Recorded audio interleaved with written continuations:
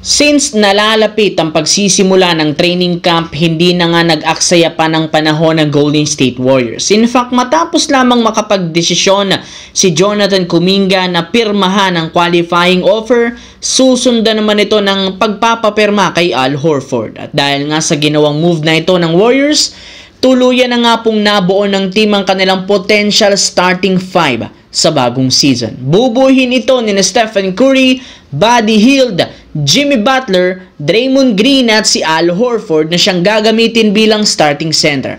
Kumpara sa ibang mga big man, mas eksperyensado, mas talentado ngayon ang ilalim ng basket, kaya siya ang mangunguna sa front court. Magsisilbi rin naman itong mentor sa dalawang batang player na sina Trayce Jackson Davis at si Quentin Post, kaya literal malaki ang magiging impact at may tutulong ni Horford pag nakapirma na ito ng kontrata sa Golden State Warriors. Samantala, dito naman, sinabi nga po ng isang insider mula sa Lakers, wala ngang balak ang front office na kunin si Lauri Markkanen sa Utah dyan sa isang trade. Sa kabila ng karami-raming rumors na nagsilabasan ngayon, hindi rin naman ito natutuloy. Wala nga silang planong isakripisyo ang ilan sa mga key player para kay Markkanen na hindi bagay sa laruan ni Luka Doncic. Isa pa, hindi pa rin naman kumbinsido si Rob Pelinka kay Markkanen at kung babagay ito kasama si Luka. Ayon dito, though napaka-impressive ng performance nito sa EuroLeague matapos nilang patumbahin ang Serbia ni Nikola Jokic,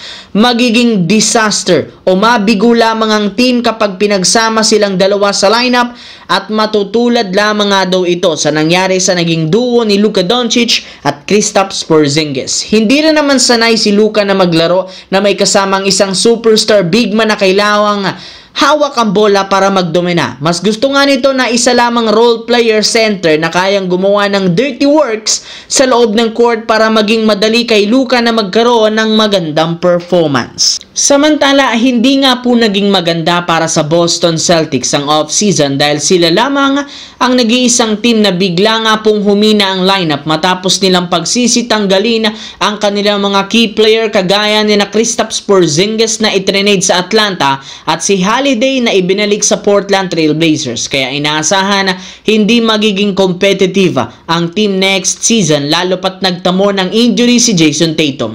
Ngunit hindi rin naman puro masasamang balita nagsilabasan ngayon sa team dahil may iba nga dito siguradong ikatutuwa ng mga fans kagaya ng ibinulgar na nakakapaglakad na nga si Jason Tatum. At bagamat paminsan-minsan pa ika-ika itong maglakad, mas namangha pa rin siya sa katotohanan na hindi nito kailangan pang magsuot ng boots para maayos na makagalaw. Pero sa kabila niyan, kinumpirma ng Boston na opisyal ng out for the season si Jason Tatum next season. Sa madaling salita, hindi nga nila ito paglalaruin pa since ayaw nilang madaliin ang recovery process nito. Alam nila kung gaano kaseryoso ang isang Achilles injury kung saan kakailanganin ito ng mahaba-habang buwan at taon para tuluyan siyang makabalik sa 100%.